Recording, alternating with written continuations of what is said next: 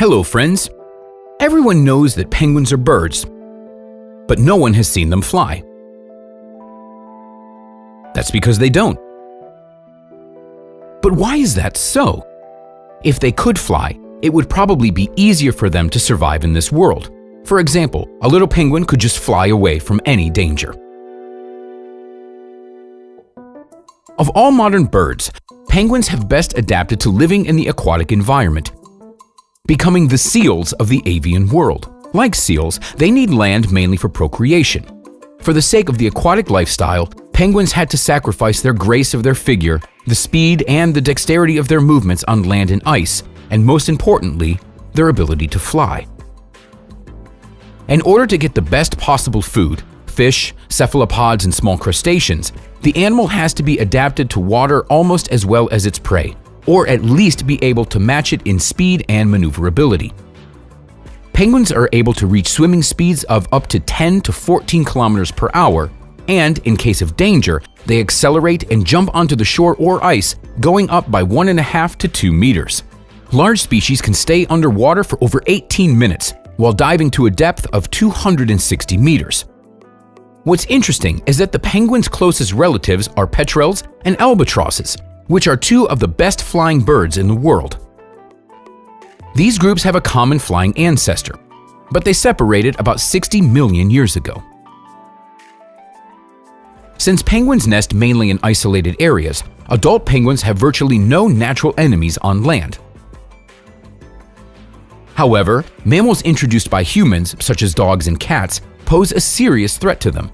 Penguins use their beak and fins for self-defense, which makes for effective weapons. But chicks left without parental supervisions become easy prey for the brown skua.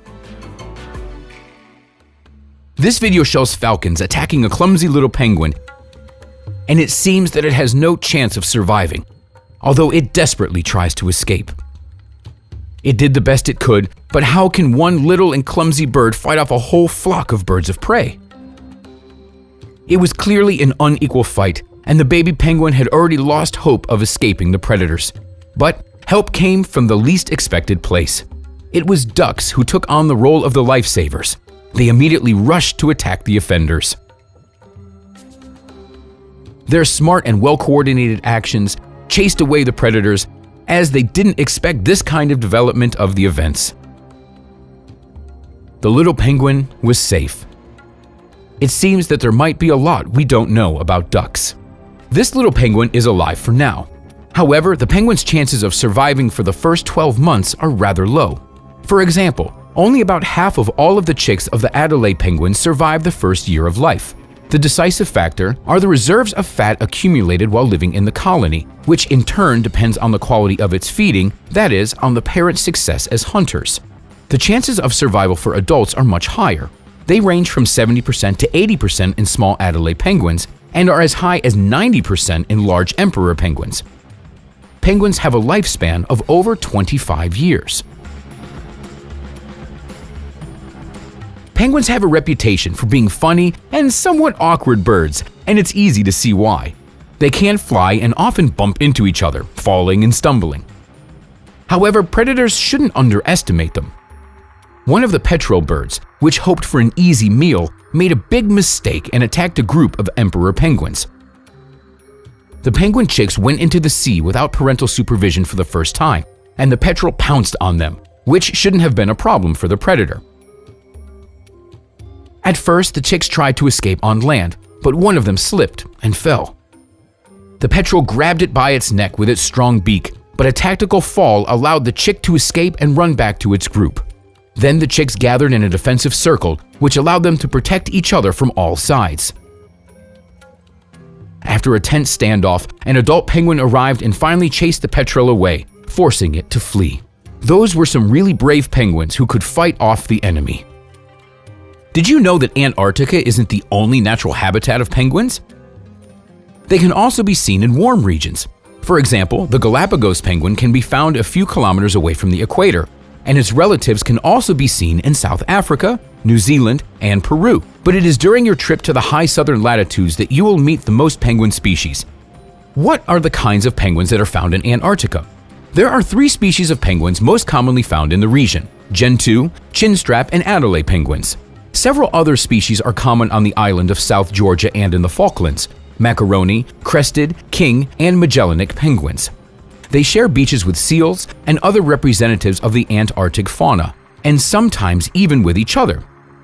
You can often find as many as 3 kinds of penguins in one place.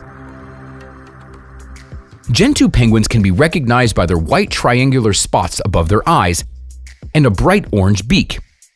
These sociable birds prefer to stick together and form colonies as close to the shore as possible. Gentoo penguins are the fastest swimmers of all species. The chinstrap penguin is dressed in a strict black and white suit and even has a black beak. But it also has a distinctive feature that doesn't allow it to be confused with anyone else: a black stripe on the chin, going from ear to ear against the background of a white front. Chinstrap penguins are skilled climbers who use their beaks as a pickaxe to climb icy slopes and rocky cliffs. They build their nests there and fiercely defend them against predators and overly curious visitors.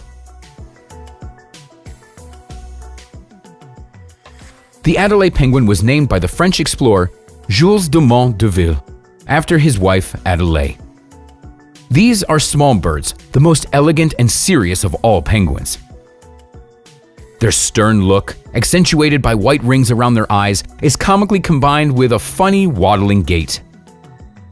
These penguins are actually very gullible and even somewhat resemble humans in their habits.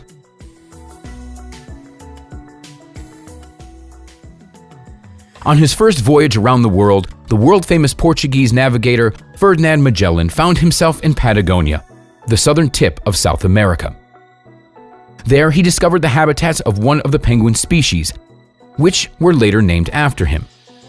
It's been said that looking from afar, Magellan didn't realize he was seeing birds at first. He thought that it was the locals.